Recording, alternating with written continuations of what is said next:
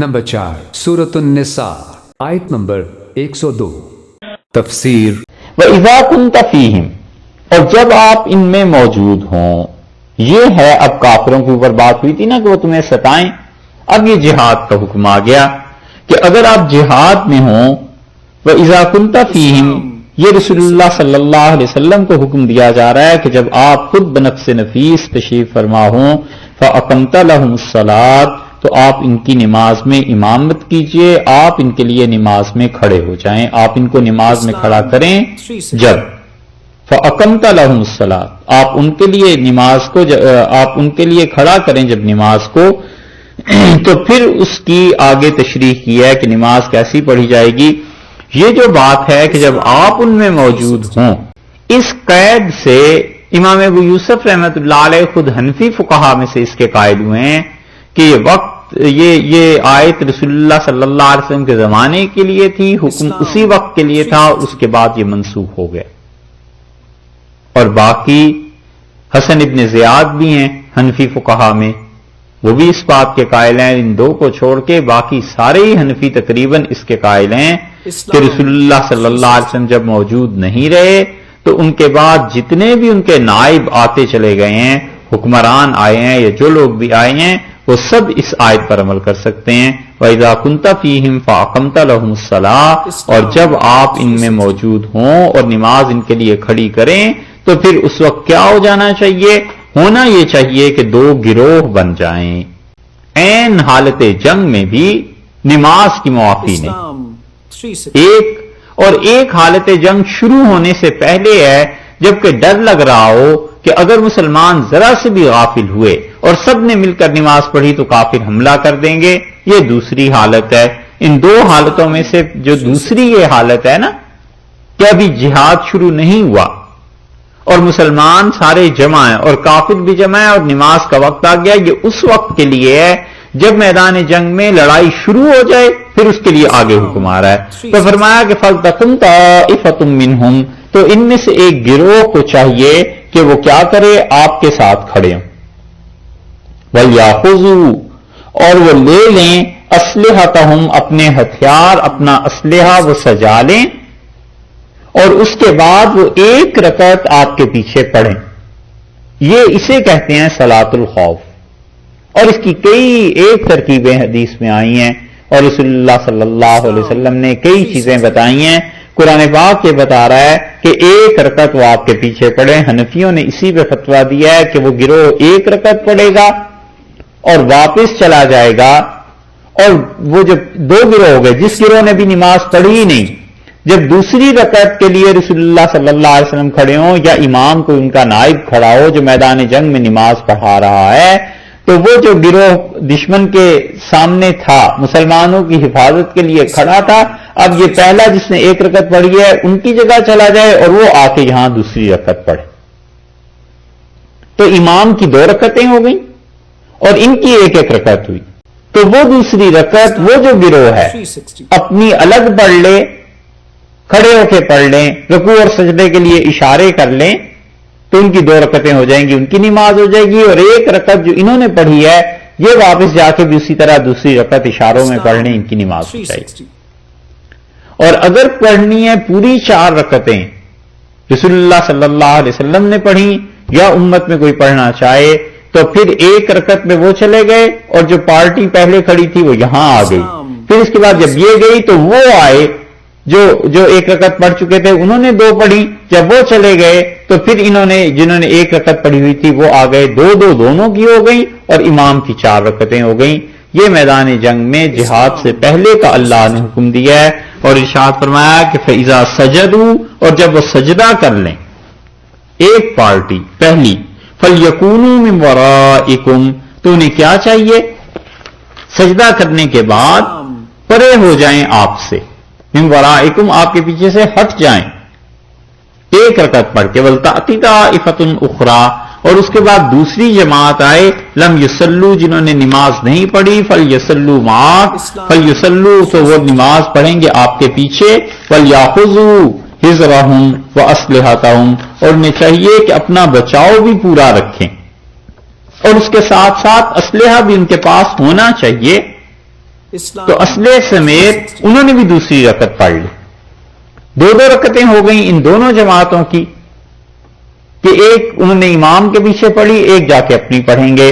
وَدَّ الَّذِينَ كَفَرُوا, اور کافر یہ چاہتے ہیں کہ لَوْ تَغْفُلُونَ عَنْ أَسْلِحَتِكُمْ, کہ تم اگر غافل پاؤ, وہ غافل وہ تمہیں پائیں تمہارے اسلحے سے, وَأَمْتِعَتِكُمْ, اور تمہارے اسباب سامان اس سے, تو وہ کیا کریں, فَيَمِيلُونَ, تو وہ تم پر جھک پڑیں, عَلَيْكُمْ مَيْلَةً وَاحِدَةً, ایک دم سے حملہ کر کے, کہ کسی طرح وہ تمہیں غافل پائیں تو ایک دم سے تم پہ حملہ کر دیں.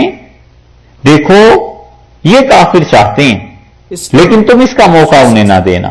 وَلَا جُنَاحَ عَلَيْكُمْ, اور کوئی حرج نہیں ہے, إِن كَانَ بِكُمْ أَذًى مِّن مَطَرٍ, کہ تمہیں تکلیف پہنچ رہی ہے بارش سے, بارش برسنا شروع ہو گئی. او كنتم مرضى, یا تم بیمار ہو, تو ان تضعوا اسلحتکم, اپنے اسلحے کو اتار کے رکھ دو, کوئی حرج نہیں ہے, کوئی گناہ کی بات نہیں. وجہ ان الفاظ کی یہ ہے کہ اگر آپ اوپر دیکھیں تو اوپر دونوں جگہ پر کہا گیا ہے کہ بل یاخذوا حذرهم واسلحتهم وَدَّ الَّذِينَ لَوْ تَغْفُلُونَ عَنْ أَسْلِحَتِكُمْ, اسلحے کا ذکر بار بار کیا ہے کہ اس کا ساتھ رکھنا ضروری ہے. یہ ضروری ہے کہ تم اسلحے کو اپنے ساتھ رکھو. تو اس لیے اشکال اس پہ یہ پیدا ہو رہا تھا کہ اگر بارش ہو جائے یا بیمار ہے کوئی, اسلحہ اٹھا نہیں سکتا, تو وہ کیا کرے گا. اللہ نے فرمایا اگر تمہیں کوئی عذر لاحق ہو جائے, بیماری اور بارش کو ایک علامت قرار دیا ہے, حقیقت میں کوئی بھی عذر میدان جہاد میں سے پیش آ جائے گا جس کی وجہ سے وہ اپنا اسلحہ اپنا ساتھ نہیں رکھ سکتا, تو انتظروا اسلحتکم, اپنے اسلحے کو وہ کیا کرے گا, ہٹا دے گا اور نماز پڑھے گا. اللہ نے فرمایا آگے وَخُذُوا حِذْرَكُمْ, اور اپنے بچاؤ کی چیزیں اپنے ساتھ رکھنا. عین جنگ کی حالت میں, یہ تو ہو گئی جب جہاد ابھی شروع نہیں ہوا, تو پھر یہ حالت خوف کی نماز ہوئی, اور حالت خوف میں فرمایا کہ فَأَقَمْتَ لَهُمُ الصَّلَاةَ, جب آپ ان کے لیے نماز کھڑی کریں, یہ ہے حالت خوف. اور ایک چیز رہ گئی تھی, وہ آپ دیکھیے سورہ بقرہ میں دوسرے پارے میں, وہاں جب آئے تھے تو ہم نے آپ سے عرض کیا تھا کہ سورہ نساء میں جب پہنچیں گے تو بات کریں گے. سورہ بقرہ میں یہ آیت نمبر دیکھیے 239, 238, بقرہ دوسرا پارہ. حافظوا علی الصلوات, اور نمازیں اپنی ساری ان کی حفاظت کرنا. والصلاۃ الوسطیٰ, اور درمیان والی نماز کی خاص طور سے حفاظت کرنا.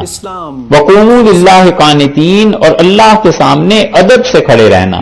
فإن خفتم, اور اگر تمہیں ڈر ہو, یہ ہے وہ صورتحال دوسری, کہ وہ جو نماز سورہ نساء میں ہم پڑھ رہے ہیں وہ تو ہے حملہ کرنے سے پہلے, اور یہ ٹھیک جب جنگ شروع ہو گئی ہے. فإن خفتم, اور اگر تمہیں ڈر ہو, فرجالن, تو پیدل چلتے ہوئے پڑھ لو, اور رکبانن, یا پھر تم اپنی سواری پر چلتے چلتے سواری کو چلاتے چلاتے نماز پڑھ لو, کوئی حرج نہیں ہے, یہ نماز ہو جائے گی. فَإِذَا أَمِنْتُمْ, اور جس وقت تم چین پاؤ, امن پاؤ, فَاذْكُرُوا اللَّهَ كَمَا عَلَّمَكُم مَّا لَمْ تَكُونُوا تَعْلَمُونَ, تو اللہ کو یاد کرو جیسے کہ اس نے تمہیں سکھایا ہے ان چیزوں کو جو تم نہیں جانتے تھے. ابھی اس پہ پھر آئیں گے ایک بار اس آیت پہ, لیکن دیکھا یہ ہے فرجالن اور رکبانن, پیدل چلتے چلتے نماز پڑھ لو, سواری پر نماز پڑھ لو, قبلے کی طرف رخ ہے یا نہیں ہے, ہر طرح سے بس اس میں نماز پڑھ لو. جب کافر کیا کر رہے ہیں, تمہارے ساتھ عین میدان جنگ میں لڑ رہے ہیں. حضور اقدس صلی اللہ علیہ وسلم کے ساتھ یہ ہوا ہے غزوہ خندق میں, اور رسول اللہ صلی اللہ علیہ وسلم 3 یا 4 نمازیں نہیں پڑھ سکے. اتنی شدید تیر اندازی تھی کہ ظہر سے لے کے عشاء تک کوئی نماز نہیں پڑھ سکے, اور عشاء کے بعد آپ نے اپنی نمازوں کی قضا کی, چاروں کی, اور رسول اللہ صلی اللہ علیہ وسلم فرمایا ملا اللہ بیوتہم وقبورہم من النار, خدا ان کے گھروں کو اور ان کی قبروں کو جہنم سے بھر دے, جنہوں نے اللہ کے سامنے کھڑے ہونے سے بھی آج مجھے روک دیا. تو ایسی شدید صورتحال بھی ہو جاتی. تو عین حالت جنگ میں نماز اللہ نے کہا وہ بھی پڑھنی ہے.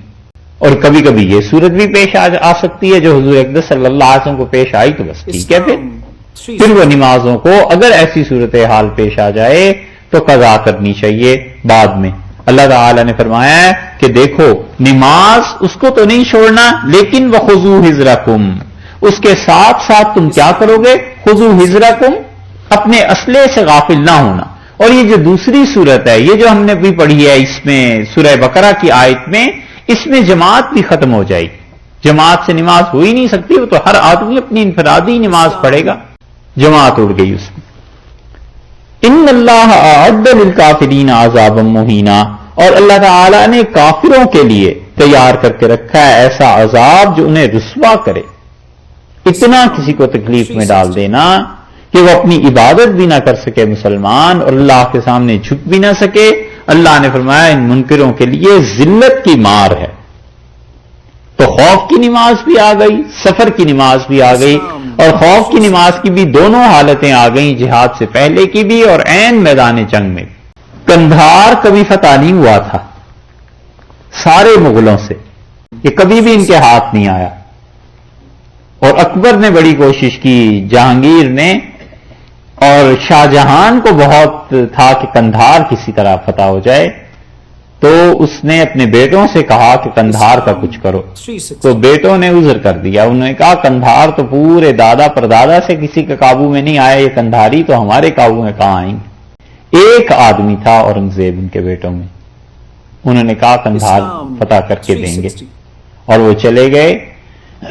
اور ان کے جو لوگ تھے انہوں نے تاریخ میں لکھا، ان کے ساتھ جانے والوں نے، کہ اتنی شدید لڑائی ہو رہی تھی کہ آخری مارکا تھا کہ آج قندھار میں ہم گھس جائیں گے اور یا وہ ہمیں مار دیں گے. اور جو ہی سورج ڈھلا تو عین میدان جنگ میں ہم نے اورنگزیب کو دیکھا، اور اتر کے انہوں نے پورے اطمینان سے نماز پڑھی. تو کسی نے بتایا کہ اس وقت بڑا خطرہ ہے، تو انہوں نے کہا اللہ جب ساتھ ہے تو کوئی خطرہ نہیں، نماز نہیں چھوڑنی، نماز پڑھنی.